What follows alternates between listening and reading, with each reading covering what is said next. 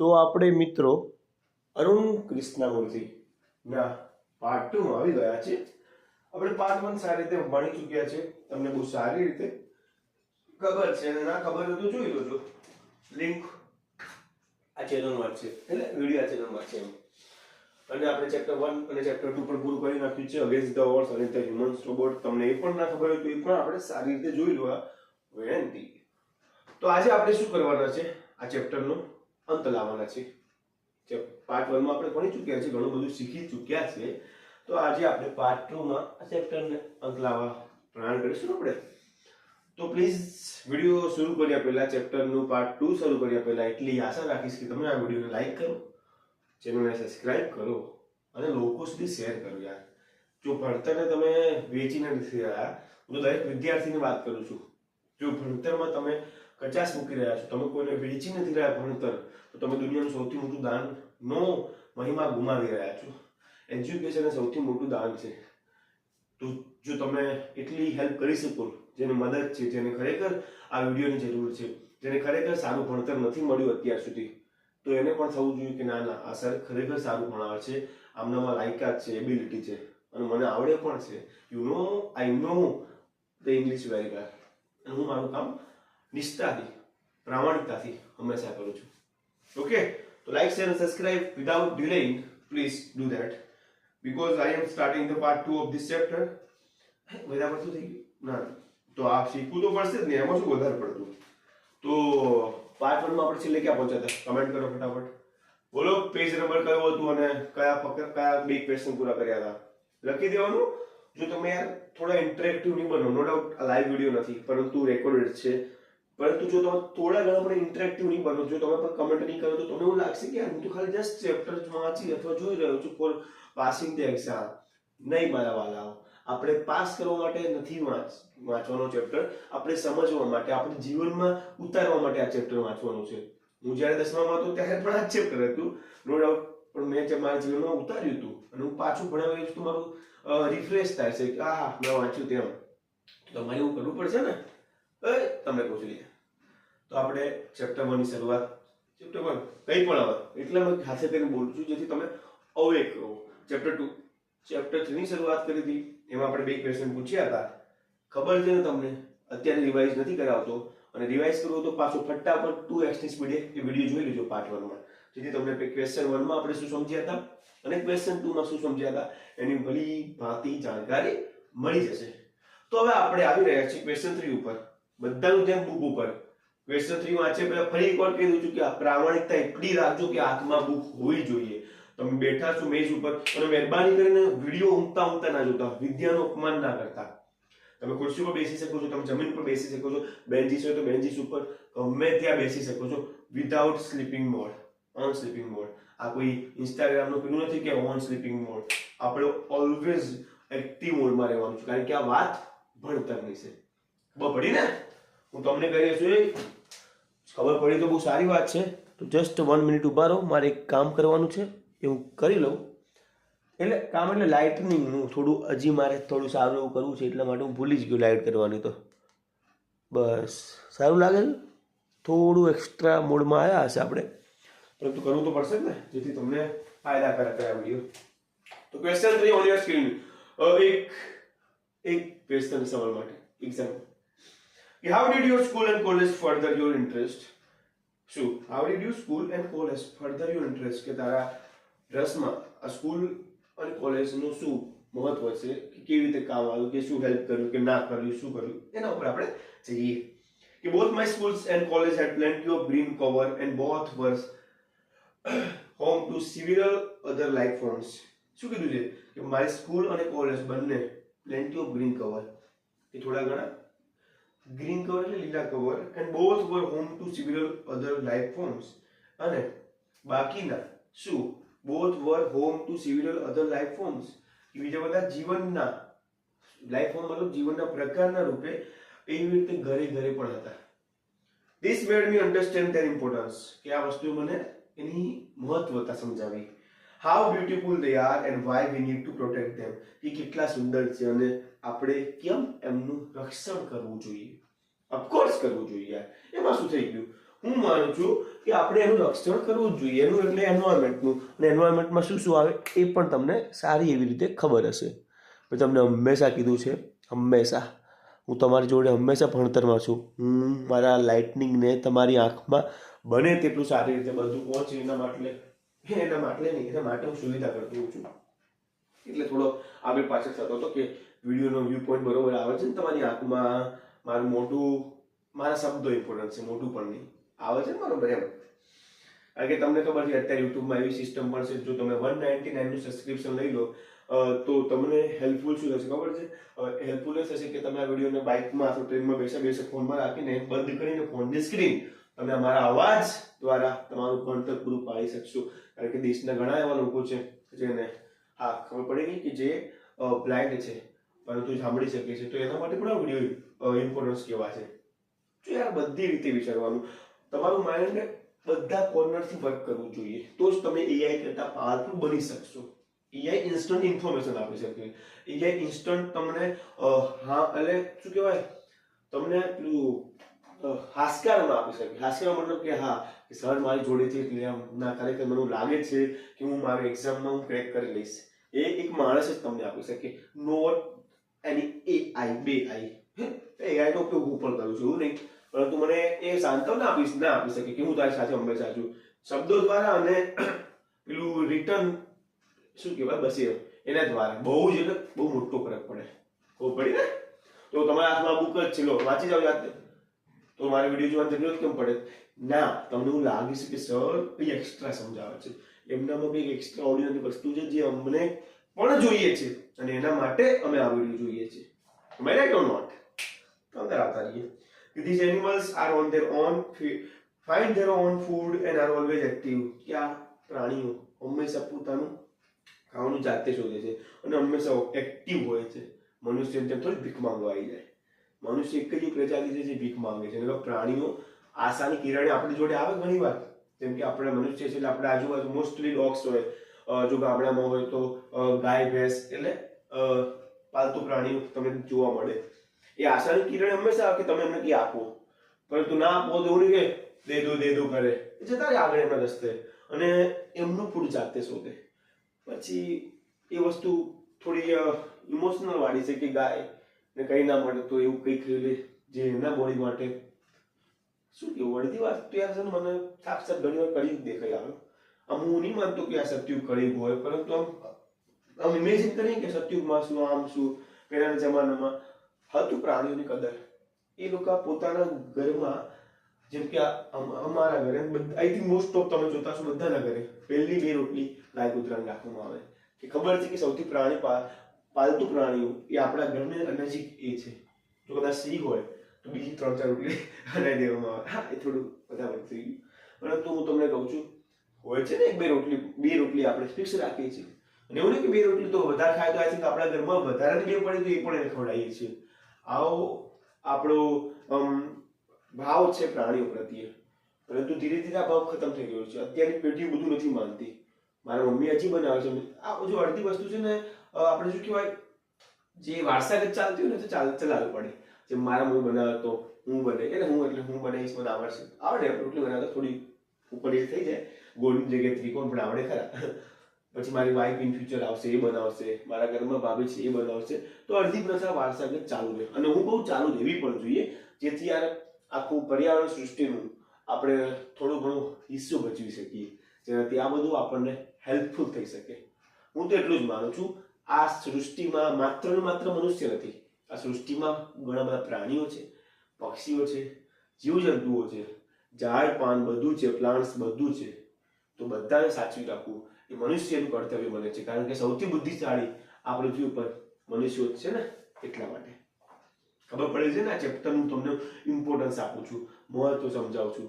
માત્ર ને માત્ર આપણે ગોખી નથી કાઢવું તમારા સ્કૂલમાં જે રીતે કરાવે અથવા ક્લાસીસમાં કરાવે, એનાથી મને ફરક નથી પડતો. કારણ કે હું કોઈ ક્લાસીસમાં નથી ઊભો.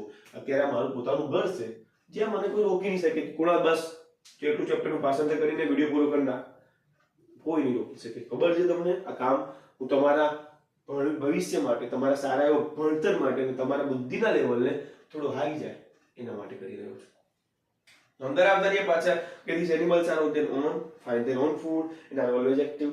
વાત કરીએ આપણે on the move and never lazy, કે હંમેશા ચાલતા રહેશે, સતત પ્રયાસરત રહે છે, ક્યારે આળસ નથી કરતા.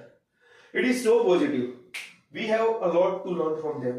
બહુ જ પોઝિટિવ મતલબ સારી વાત છે અને આપણે એમના જીવનમાંથી શું કરવું જોઈએ? ઘણું બધું શીખવું જોઈએ. We have a lot to learn from them. ખબર પડી ને? આ સવાલનો જવાબ આપણે મળી ગયો. તો આપણે 3 સવાલ પૂરા કર્યા. 1, 2 and 3. તો ચોથો નંબર તમારી સ્ક્રીન ઉપર. Did you feel any hesitation in quitting a well-paying job and venturing into this full time? હંમેશા થાય. તમે સારી જોબ કરતા હોય, તમારો પગાર પર મંથથી 30, 40, 50,000 અથવા 1 લાખ હોય અને તમને ખબર પડે કે તમારે જોબ છોડવાની છે જસ્ટ ફોર ધ એન્વાયરમેન્ટ, તો આ બધા ડિસિઝન બહુ જ હાર્ડ હોય લેવા જીવનમાં, પરંતુ લેવા પડે. કારણ કે યાર એક વસ્તુ છોડીને તમે ઘણી બધી વસ્તુ માટે કામ કરો ત્યારે ઘણું બધું તમને આ કુદરત આપી જ દેશે. એ તમારે વિચારવાનું ના હોય, એ નેચર એનું કામ કરશે, આપણે આપણું કામ કરવાનું. બધું સ્વાર્થની દ્રષ્ટિએ વિચારીને નહીં કરવાનું, તો થઈ ગયું ભાઈ. મેં એવા ઘણા એક્ઝામ્પલ જોયા છે એ જસ્ટ ફોર સેલ્ફિશનેસ કામ કરે અને એટલું જ મળે એને.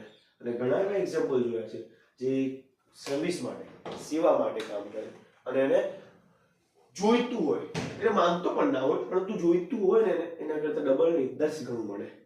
આ અનુભવ છે મારો અને હું તમારી સાથે શેર કરી રહ્યો છું અને સવાલ પર પાછો આવી રહ્યા છું કે શું તમને થોડું પણ હેઝિટેશન નથી આ જોબ, સારી એવી પગારદાર જોબ બધી છોડતા પહેલા?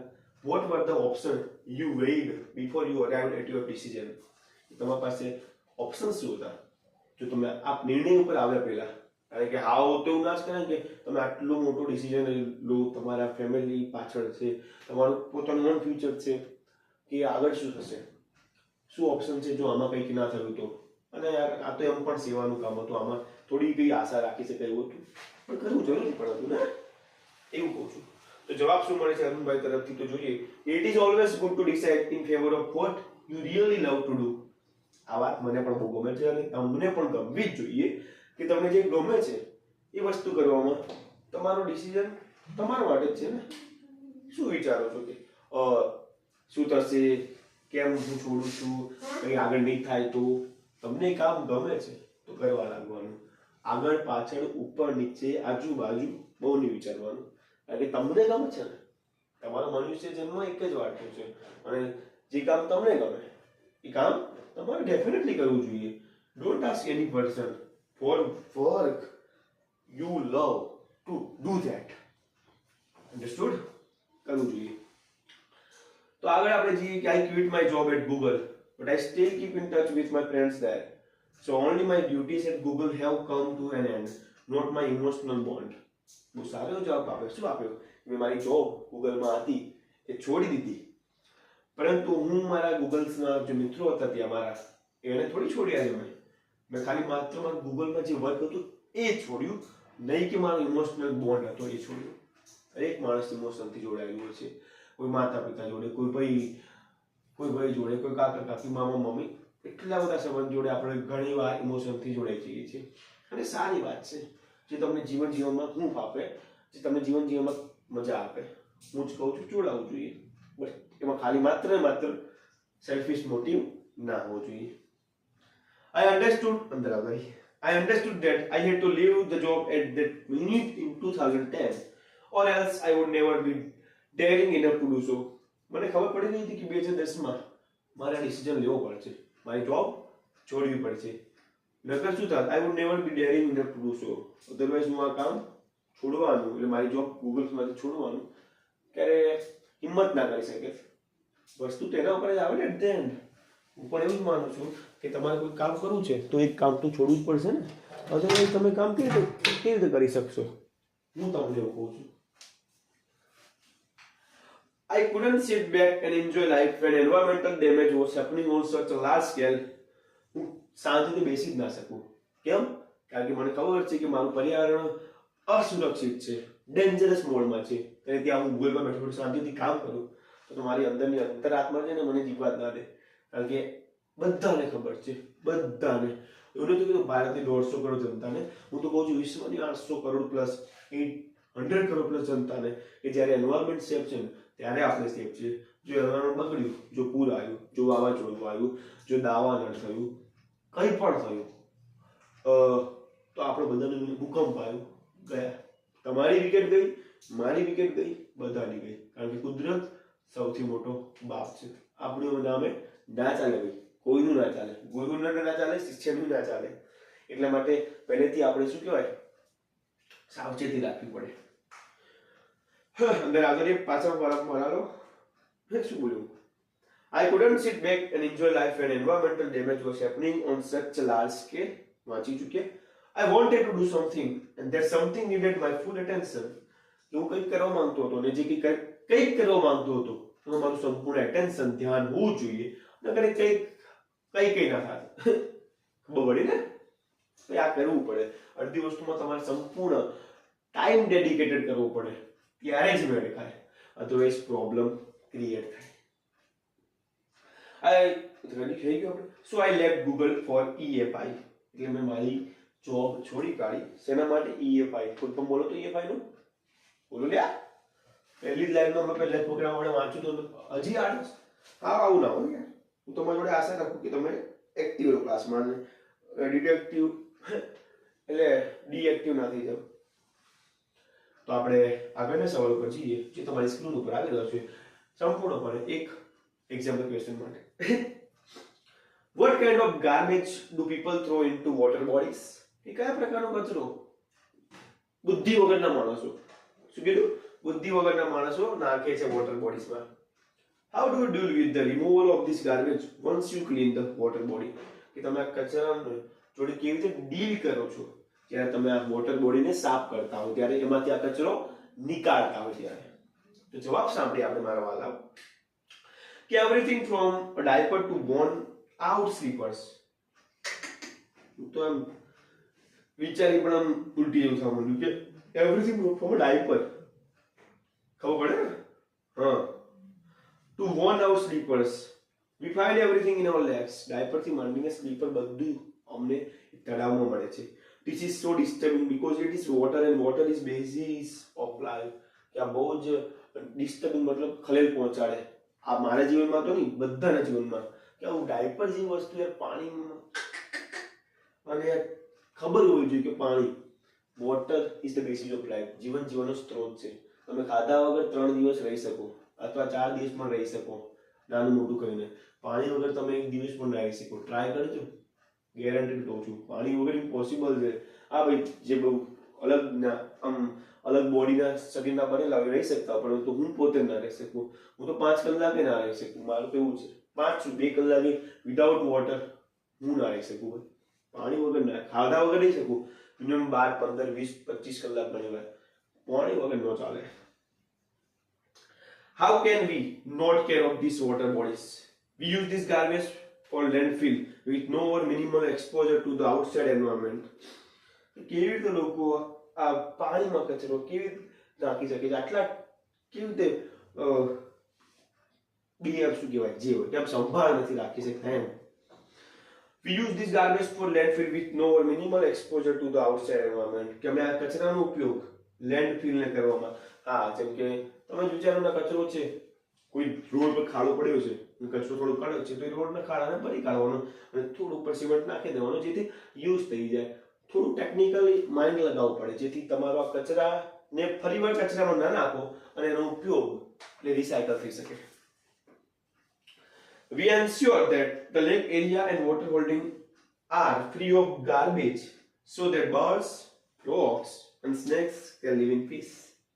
શું કીધું કે અમને ખબર છે આ કચરાને, we ensure that the lake area, કે આ જે એરિયા છે તળાવનું, and water bodies area are free of garbage, ત્યારે કચરાથી મુક્ત કરી નાખશું. કારણ કે ત્યાં પક્ષી માટે, દેડકા માટે અને સાપ એ શાંતિથી રહી શકે. પક્ષીઓ પાણી પીવા આવે, દેડકા ટકર કરતા હોય, અને સાપ એ પણ આવશે ને. મને બહુ આઈડિયા નથી. આગળનો સવાલ તમારી સ્ક્રીન ઉપર આવી રહ્યો છે. ભાઈ વિડીયોમાં કન્ટિન્યુ જોજો, કારણ કે અત્યારે થોડું કંઈ બાકી છે. તમને ખબર છે, તમે ધ્યાન આપતા હશો તો આપણે આટલું અને આટલું બાકી છે. પછી આ ચેપ્ટર 3 નું પણ સારું એવું અંત આવશે. તો થોડું પ્લીઝ કોન્સન્ટ્રેટેડ એટેન્ટિવ રોજો, જેથી આગળ પાર્ટ 3 કરીને મજા નહીં આવે, ભલે થોડો મોટો ખેંચાય. તો અંદાજી પાસે કે how many days does it take to clear a large lake? Do you use any special equipment for cleaning and safety? કે તમે આને આટલા મોટા તળાવને સાફ કેવી રીતે કરતા હતા અને કેટલા દિવસમાં, અને તમારી પાસે શું કોઈ સ્પેશિયલ સાધનો હતા એને સાફ કરવા માટે, સેફટી રાખવા માટે, સાવચેતી રાખવા માટે? તો આન્સર આપે છે કે depending on the size of the lake and the amount of garbage. તો આ ડિપેન્ડ કરે. કોઈ નાના તળાવમાં બહુ બધું કચરો હોય તો એને સાફ કરતા વાર પણ લાગે, અને કોઈ મોટા તળાવમાં એકદમ ઓછું કચરો હોય તો એને સાફ કરતા એના કરતા પણ ઓછા દિવસ લાગે. ડિપેન્ડ્સ કરે ને હંમેશા. જેમ કે બુદ્ધિમાં પણ એવું છે ને, જો તમે બુદ્ધિશાળી હશો તો મારી વાત તરત જ તમારા મગજમાં ઘૂસી જશે, અને જો તમારી પાસે ઓછી તો ના હોય પરંતુ કમ્પેર ટુ અધર થોડું ઘણું લેવલ માઇનસમાં હોય તો તમને સમજતા વાર પણ લાગે. It can take anywhere between 5 days and 3 months to completely clean a lake. કે 5 દિવસ અને 3 મહિના સુધી, એટલે નક્કી ના કે ઘણા 5 દિવસમાં થઈ જાય, ઘણા 3 મહિના સુધી પણ અમારે કન્ટિન્યુ વર્ક કરવું પડે સાફ કરવા માટે. We have our tools like rakes and spades. કે અમારી પાસે ટૂલ્સ છે, રેક્સ અને સ્પેડ. આનું હિન્દી નહીં કરું એટલે ગુજરાતી નહીં કરું, કારણ કે અડધી વસ્તુ મેં તમને પહેલા પણ પાર્ટ 1 માં કીધું હતું કે ગૂગલમાં જો રેક્સ એનો ફોટો ઇમેજિન કરો અને તમારા માઇન્ડમાં ફિટ કરી દો. આને ઇમેજિનરી લર્નિંગ કહેવાય, જે હું પોતે પણ કરું છું. અને સ્પેડ્સ એનો પણ ગૂગલમાં ફોટો સર્ચ કરો અને સેવ કરી નાખો તમારા માઇન્ડમાં, જેથી એક્ઝામમાં તમારે લખવું હોય તો તમારા ઇમેજિનેટિવ માઇન્ડમાં તરત ક્લિક થઈ જાય કે શું કીધું તું, કયા બે સાધન હતા, રેક્સ, હા યાદ આવી ગયું, ફોટો યાદ આવ્યો, અને સ્પેડ. મારું એક્ઝામમાં આવું કામ ચાલે. હું મસ્ત ઇમેજિનેટિવ લર્નિંગ કરતો હોઉં. એના આપણે એક મસ્ત વિડીયો બનાવીશ જેથી તમારા બાળકને તમને મજા આવે શીખવાની. તો આગળનો ક્વેશ્ચન તમારા સ્ક્રીન ઉપર આવી રહ્યો છે. તો શું કરવું છે? કન્ટિન્યુ કરું કે તમે આટલો વિડીયો કોન્સન્ટ્રેટલી નહીં જોઈ શકો? મને આઈડિયા છે, કારણ કે હું વોચ ટાઈમ જોઉં છું તમારું, મેક્સિમમ અટેન્શન કેટલું હોય છે વિડીયોમાં મને આઈડિયા છે. એટલા માટે મને એવું લાગે છે કે આનો પાર્ટ 3 બનાવશું આપણે. જો તમે અટેન્ટિવ નહીં હોય, મને ખબર છે તમે ક્લાસીસમાં કલાક બેસી શકો છો, પરંતુ ફોન લઈને તમે 15-20 મિનિટ બેસો તો તમને એવું લાગે ઓહો મેં તો જીવનનો સૌથી મોટો ટાસ્ક પૂરો કરી નાખ્યો. ભાઈ હું પોતે 2-2 કલાક સુધી નહીં રમતો, જ્યારે મારો પોતાનો ઓનલાઈન લેક્ચર ચાલતો હોય મારા સ્ટડી માટે. પરંતુ હું સમજી શકું છું તમે 10મા ધોરણના બાળક છો, તમે 14, 15, 16 વર્ષના આઈ થિંક બાળક હશો. જો ફેલ નહીં થયા હોય તો 17 વર્ષના એટલે આમ થશો તો તમારું અટેન્શન મિનિટ્સ વધારે હોવી જોઈએ. હું તો ખૂબ આ તો મિનિમમ 15 મિનિટનો આઈ થિંક બન્યો હશે, એનાથી થોડું ઘણું વધારે.